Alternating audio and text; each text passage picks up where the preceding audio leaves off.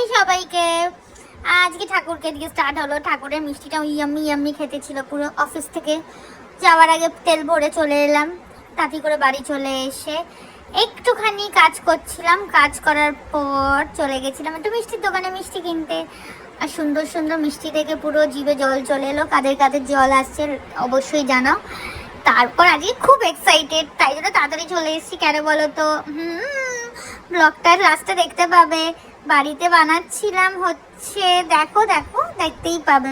তার জন্য আমার ব্লগটাকে দেখতে হবে কন্টিনিউ। আর আমার পেজটাকেও এরকম ইন্টারেস্টিং ব্লগ দেখার জন্য ফলো করতে হবে।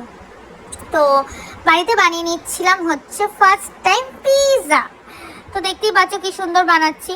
আর ও যখন ঘুরছিল আমি ভাবছিলাম কখন কখন বেরাবে চিজওয়ালা পিৎজা। কার কার খেতে ইচ্ছা করছে? আর পিৎজা খেতে কে কে ভালোবাসো? আমি জানো তো বার্গারের থেকে পিৎজাটা বেশি ভালোবাসি। তো তোমরা কে কে বার্গারের থেকে পিৎজা খেতে ভালোবাসো অবশ্যই কমেন্টে জানিও।